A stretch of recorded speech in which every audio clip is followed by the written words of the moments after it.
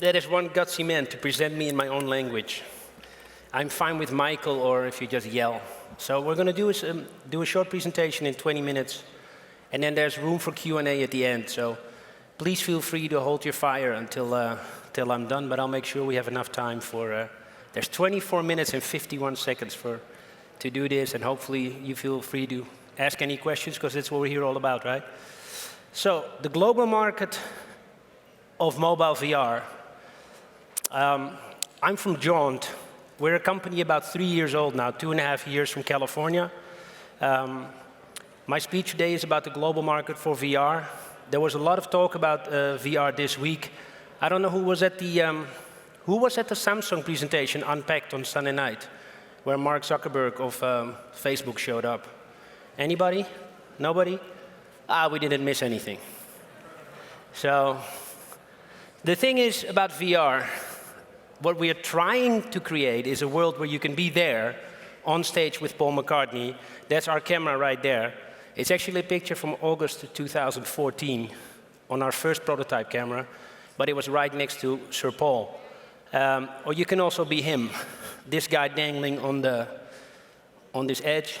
I'd rather be up there than down there, but that's a personal opinion. The thing with Paul McCartney was funny. Our founders did a demo for him and his management, and then he said, "All right, I like it." Something like that. That was my Liverpool accent. And then he said, "Come and film my concert tomorrow night at Candlestick Park." So they went there to film, except they had no tickets, no invitation, and they had to tell the security guards in America, "No, we were invited by Paul McCartney." "No, really. We can film. He really wants us to film the concert."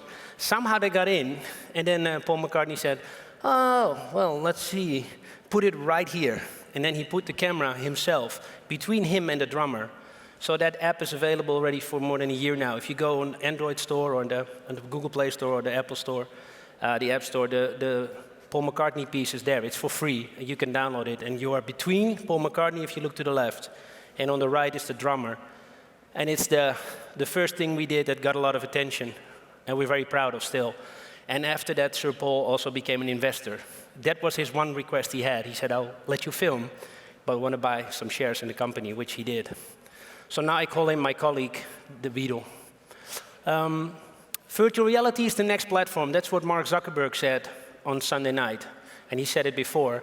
It was kind of interesting he said it. But before him, a while ago, John Carmack, the CTO of Oculus, the company that Facebook acquired for more than $2 billion a few years ago, he already said that even though he is the creator of Doom, who here played Doom?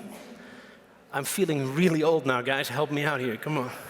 That's the first shooter. All right, thanks. You're lying, but I like the fact you're raising your hand anyway. I appreciate it to make me feel better, right?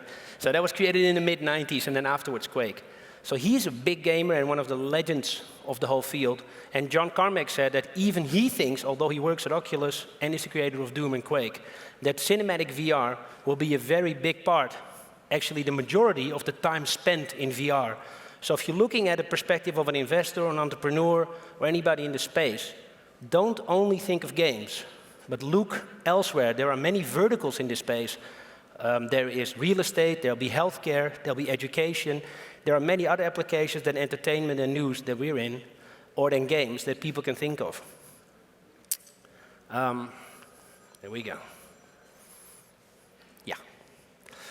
So the whole thing about VR, and why I disagree strongly with Mr. Zuckerberg that this will be something big further down the road. I think it's a lot closer than most people think. Here's the thing. VR is exploding right now because it's already in your pocket. Who here has been to the Mobile World Congress, to the large venue with the old people? With people like me? No? None of you guys have been to the other thing? You're not missing anything. There's a lot of big companies there with a very big booth. They have a booth, one company, I won't name the name. It's like a football field. It's amazing. And then there's a company next door to it, actually Samsung and LG, that have smaller booths, but an amazing amount of people lining up. And they're lining up for VR. Funny enough, both companies are doing demos there showing a roller coaster ride that I think most of you have done here already. Who here has ever had a VR headset on already? Yeah, the majority of the people, right? So The people there, for many of them, it's new. They are more managerial types from the telco industry. And what they're doing is they get in there in this situation of a virtual roller coaster, but it's a CGI generated. It's not a real video image. But the interesting thing is that there's a huge line at both LG and Samsung, both selling their headsets, promoting it, doing the same content demo. So it's fun to see from a content creator side like ourselves. But if you look at this platform, look at the numbers. VR right now, there's 2 billion phones out there right now that can run Android or iOS comfortably that you're having in your pocket. How many here, let me show of hands please, have an Android phone?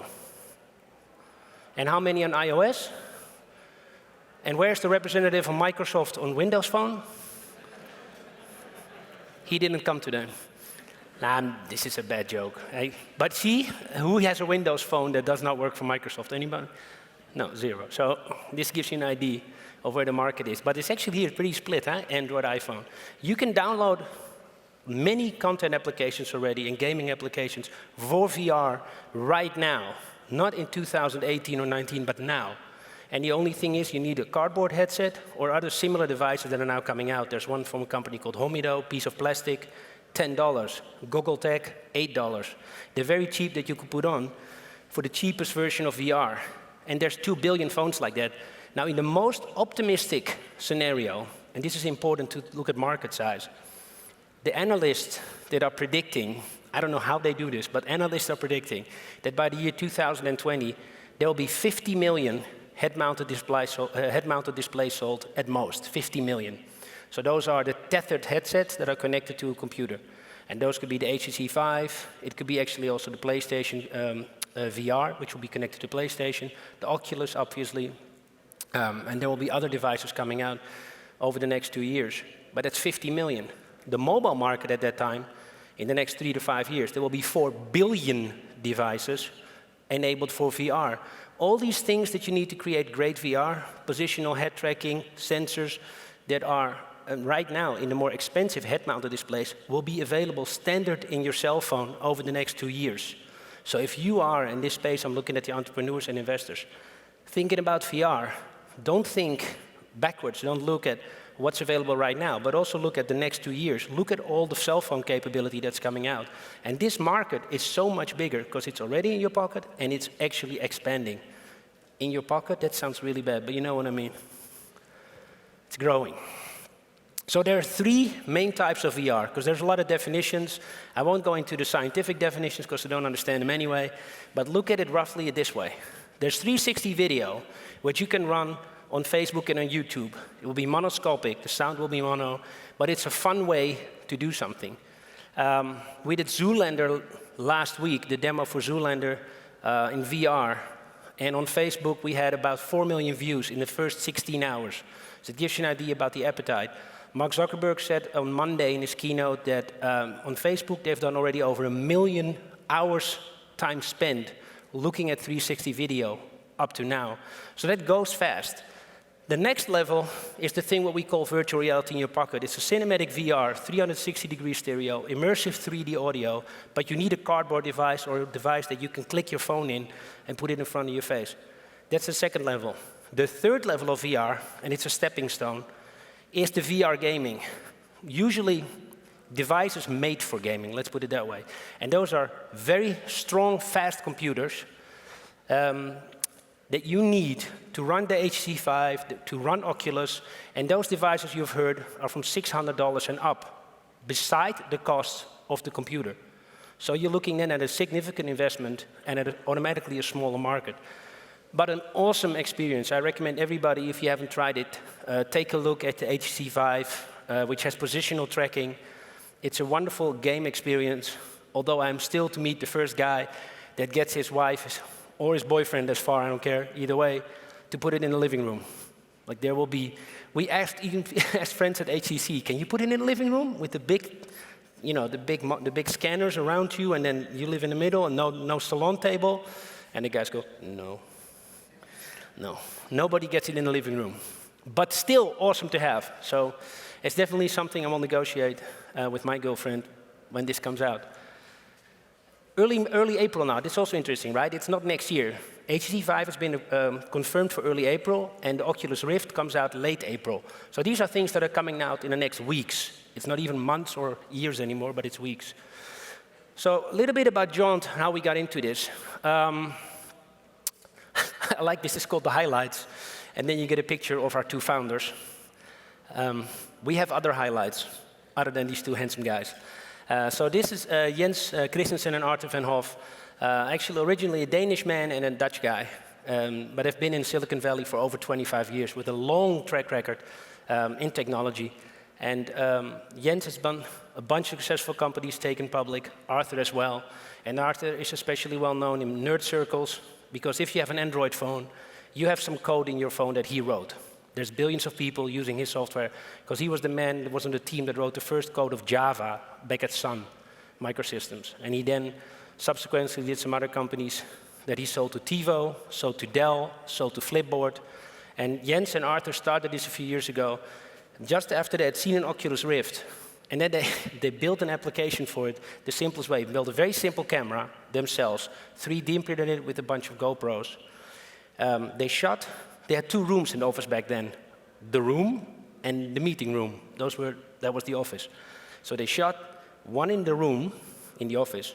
They shot some video, invited investors to come in, because that was the front door was, they were in the room. Then put them down in the meeting room and showed them, put the headset on the Rift. And all that was on the video was them kicking a ball around in the office, in the other room. And investors took the headset off and then realized, wait a second, I was all the time here in the meeting room, I wasn't in the office. But suddenly you had already this sense of belief and of displacement, of immersion, being 3 meters away from the other place, being from one room in the other room. And that was enough. There was no business plan, there was no model, and that was the first funding they raised. And the money they raised back then was from a group of informals with a huge background in a lot of companies that you see on stage. I won't name drop too much, but I'll just name drop a little if you let me, just a little. The team that we got were people from Lucasfilm that had just left after they sold Lucasfilm to Disney, but have a long career at Lucasfilm. And from our board, we have shareholders are Google, I'm sure you heard of them, but also Disney, so media company. There's Evolution Media Capital, which is the investment arm of creative artist agencies that represent a lot of talent in Hollywood. Madison Square Garden Capital, so they own a lot of venues in the US. And then from Europe, we have from England Sky, from Germany ProSieben Sat.1, the TV network, Axel Springer Verlag, which is the publisher of the largest newspaper in Germany. And also from Asia, we have investor China Media Capital, a very innovative Chinese media fund. So we have a real global investor base that is spread out between financial investors, Redpoint and Highland, media investors, and technology investors. So it's a very mixed group, and it's very important to have access to the next level of technology and also to have next level talent access. Because in the end, the success of this medium will not be in the technology, but will be in making great content. So our goal, this is where we think the market is going to be in VR. There will be a huge market for games, but we're not in there.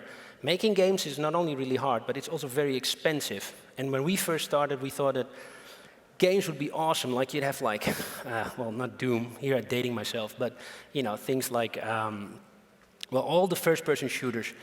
And it turned out in VR it's terrible, because when you move the mouse on a computer game, it's easy. You can jump 5 meters, you can jump up a wall. When you do it in VR, your brain actually thinks, your body believes it's jumping up a wall. But you're sitting down behind a desk, or you're sitting down on your sofa. So your body and your mind get confused basically by what they see in the headset. And that's the big screw up. And that's why doing games the regular way doesn't work. And there are some awesome games coming out now, especially some board games and visual games, but they will be very different than what there was before. Our goal has been, conversely, to focus and be the leader in cinematic VR, easy to use for consumers, with a mass appeal across all demographics. So we don't aim for young or old, male or female, we're going for the mass group of people that are interested in compelling content. And that sounds like a lot of fun, and it is a lot of fun, but it's difficult to make. That's the little trick about VR right now. As easy as it is to consume, as a consumer, it's exactly as hard to make from the producer side of you, point of view. So what do you need to do to make compelling VR? We feel we have to do almost everything. So we are doing everything that in my former life as an investor, because I crossed back from the dark side to the light. As an investor, you usually go, is it hardware or software? Is it business to consumer or is it business to business? What's your revenue model? And here's us. We do 4 things in one company with only 90 people right now. We're not very large. We make a camera. I'll get into all of these in a little bit more detail. We're doing the cloud-based post-production. After something has been shot, it's been rendered and stitched together. We do that as well. Then we have a studio that collects the best content that we can find and works with the best creative people in the world to make compelling content. And we distribute it all over the internet on every possible device, on every possible platform. That's all. And I'm pretty sure that's not the pitch they gave the investors in the first meeting. Pretty sure that they just said, put the headset on and look at this. But this is what we found out that we have to do to be great. And the camera alone, when the camera was designed, our CTO and founder, Arthur van Hof, said to the designer, okay, I know exactly what I want. And the designer said, really, that's great, because usually the customer never knows, what he wants. Arthur said, I know exactly what I want. It has to be badass. The designer says, what's badass? Arthur says, badass. So this is what you get when you order badass. This is cut from aluminum. It's handmade. It's what we call the first VR bespoke camera. If you go to London or Napoli, you get a suit made and it's all bespoke. Never done it, but I've seen movies. That's what it is like to make this camera. You make, you fit, you try, you go back, you make it again. This is the JauntVR camera. So for the technology folks in there, there's 24 cameras actually in this rig. There's 16 around. There's 4 on the top and 4 at the bottom. They shoot at a resolution. It's 24 times HD. And we actually then produce the content back to 8K in each eye. Now, we reduce it right now for the devices that are currently on the market to 4K, but we shoot it at 2 times 8K per eye in that resolution. 120 frames per second. It's a high dynamic range, and it's got a global shutter. And this camera is so easy to use that even I have been able to use it, except I forgot to turn the microphone on. But other than that, it's one button. It's on the top. The thing goes red. If there's something wrong, it goes blue. It's really simple, the lights. Blue or red, I can get it. And it's got an enormous amount of customized software that our team created to be able to make this. It was not easy. It's been out since August, and we're developing the new version as it's coming along, which is also good. It's in 2 versions basically right now, for outdoor fast-moving objects and for indoor low light, so that we have specific cameras for specific uses. The second thing is the part you don't see, but is just as important as the camera. The camera looks good, that's why Wired had it on the cover, because it's badass. Equally badass, but invisible, is the cloud-based rendering. So you get these words like calibrate, compute, stitch, streamline post-production through computational photography algorithms. Much easier to explain based on the photo. If you look on the photo here, it makes one seamless image with one color blue on the top. What really was filmed were 24 different images in a line. One is darker than the other, as you can tell. Then there's overlap of people. So what the camera does then, it films people from different angles. It's got 120-degree field of view. So there's not 24 times 120 degrees, right? There's 360. So there's overlap. The software in the cloud, after you shoot it, you take out the 24 memory cards, upload it in the computer, do a quick edit, upload it in the cloud. The computer then, our software renders this thing out into one image, one file. So if you shoot 1 hour, you're actually uploading 24 hours of content. Every minute you shoot is 24 minutes. And then it gets edited back, and you get back one file for 1 hour or 1 minute. And that's the cool thing about it. And a regular editor can then edit it and post-produce it, using Final Cut or Adobe Premiere or whatever, and add After Effects. Sorry. Then we have the studios in LA, led by Cliff Plumer, who used to be at Digital Domain. And we have a lot of people from Lucasfilm. And these guys go out and work with the best content producers out there. So some things we've done, Jack White, Paul McCartney, R5, there's in music. There's several verticals that we've done, especially news, sports, travel, and other entertainment narrative pieces that we're trying to create. And what we announced yesterday is we feel the first cinematic series in VR created by Doug Liman, the director of The Bourne Identity. And before that, a movie I really love called Swingers. I don't know if anybody of you saw that, about a group of guys that go to Vegas. But also The Edge of Tomorrow with Tom Cruise. So Doug has an incredible range as a director. We're very proud to work with somebody that talented. And he's going to do a series for us called Invisible. And it's about a family that has this genetic disease that as time progresses, they're becoming more and more invisible. It's a big problem that has to be solved. So that's what Invisible is about, and it's coming out this year in VR on Jaunt. That's what we do. That's the third thing with the studios. And the fourth thing is this part. Right now, the market is extremely fragmented. You have iOS, you have Android, and then what you have here. If I go by the list, I love this stage because I can go a little bit like this. We're changing our site to become a content destination. You'll see this soon. JauntVR.com will be a place to find a lot of VR content from ourselves and also that we have found around the world with the best creators in third-party content. We distribute it to the app stores of all the head-mounted displays. So your Oculus Rift, your Gear VR, all of those have separate app stores. The HD Vive, the Sony will have them, will be in there. We export them to Facebook 360, YouTube 360. We put it on a brand partner side. If we work with a brand like Disney, a content partner, Disney will have it, we will have it. Or excuse me, and if we work with an advertiser, the same thing. And then we did stuff with the North Face where it's also showed in retail stores. So we basically really distribute this thing out across the world in any language. And right now, even though we only launched in December, we have over 110 countries where people viewing VR content right now. So that's the four things that we do. Now, if we do all those things in the long run, we're not sure. Our end goal in this, and this talk is about the global market for mobile VR. We believe the market will be global, it will be mobile, it will be cinematic for a large part, and we want to be the Netflix for VR. Let there be no mistake. We don't sell the camera, we don't rent the camera, you cannot rent our platform. We work with content partners to create compelling content. Stuff we have done and are doing still. In a partnership with the Sundance Institute and with the University of Southern California, we do content development programs for creative people. So those may not be super famous right now, like Doug Liman, but they'll be young creative kids that have got a vision, and we want to work with them to create something new. We worked with an Australian artist called Lynette Walworth on a piece called Collisions. She shot it in Australia, and it's a piece that's very powerful that we launched at Sundance and at the Davos Economic Forum. And that was about an Aboriginal man in the 50s. It's a true story. That's him, Nyari Morgan.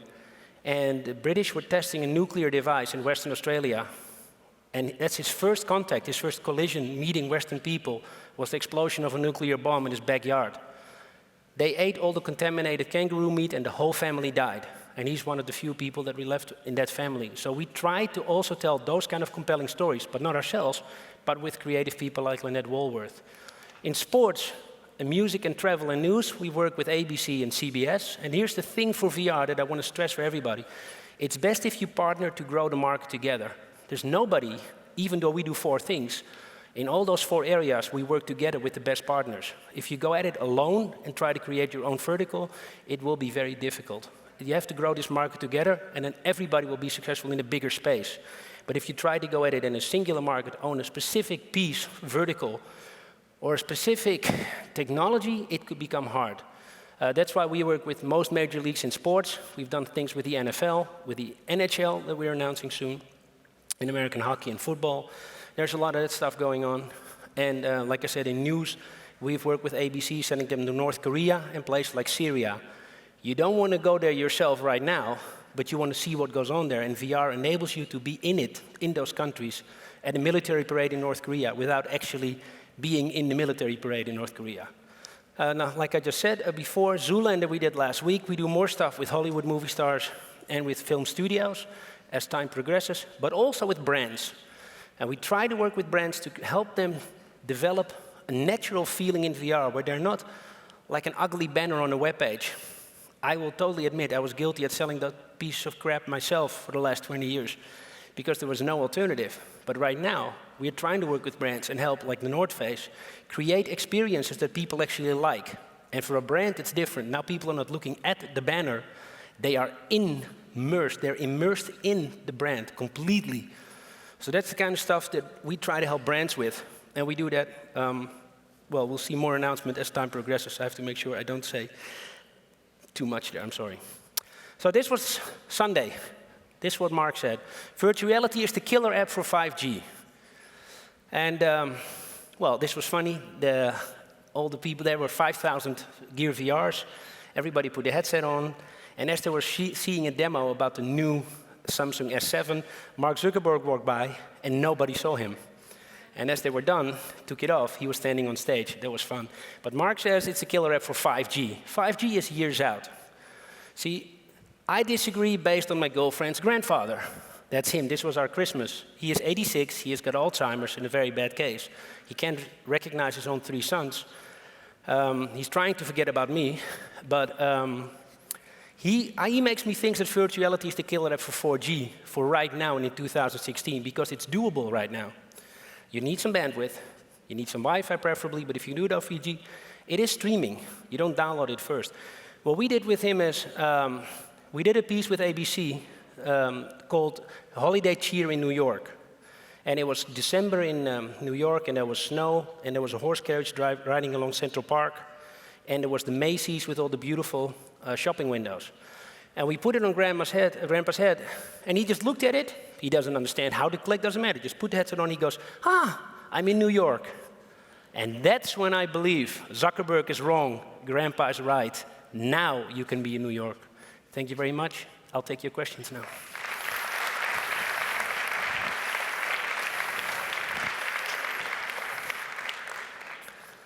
So we have a couple of minutes. I did 32 seconds too long for this part, but we have enough minutes. Go ahead, please, sir.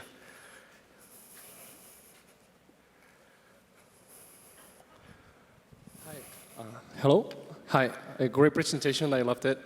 My question is, if you have a really badass camera, right? Like, why not monetize on that? Like, you see companies like Apple that they're monetizing pretty well in hardware. Sorry, I missed the beginning. You said I had a badass camera, right? Bad grammar? Camera. The camera? A bad camera, badass camera. I'm sorry. Camera. Yes, we have a badass camera. Yes, we have a badass camera. But you want to keep it and well, monetize on the content, I guess. So why not like monetize on camera as well and hardware, like Apple or companies like that? We'll make those cameras. Well, so for the consumer market, Samsung has just released the Samsung 360, the Gear 360, 2 days ago here. It's brilliant. It's a little thing. It's got 190 to 5 degrees field of view on both sides. It's for consumers. It's great. GoPro will obviously start making these kind of cameras. Google will come up with one. Our goal is to make the Netflix of VR. We want to make, with a badass camera, make kick-ass content. That would be my summary. It's hard to make House of Cards with a GoPro. I don't think it's really doable. I think if you have 1 million people using a GoPro, 10 will make awesome content. But as a business model, it's horrible.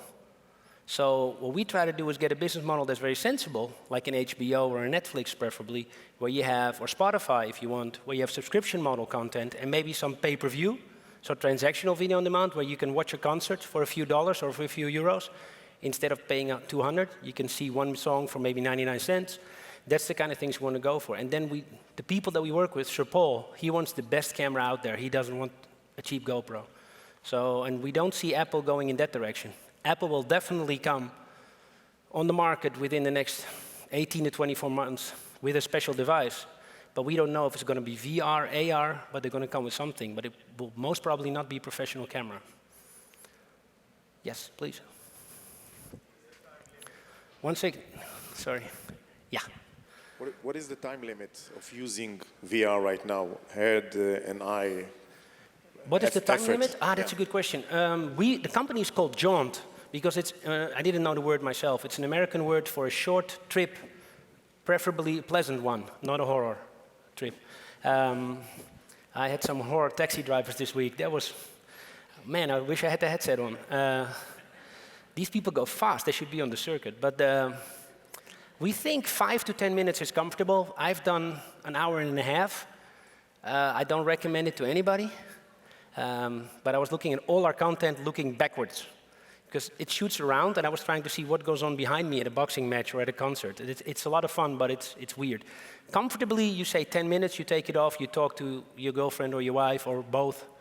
But you don't want to do is do this too long. And it has to do with one very basic thing, which is the weight of the headset, actually. It's not so much the resolution. Your brain will believe this is real. It's like you're skiing in the fog. Like you're still skiing, it's just not as great as on a sunny day. So a bad headset you will still do, but it's actually heavy, and it is a little sweaty, the most headsets. Interesting, the LG headset that was out this week is only 117 grams. I guarantee you, these glasses are heavier. They're like a pound, surely. but the weight of the glasses and also how they press, like make you sweaty, that's actually what is the constraining factor. Not so much the image, what people think. It's just not comfortable after a while. All right? Gentleman behind you? Ah, he's coming.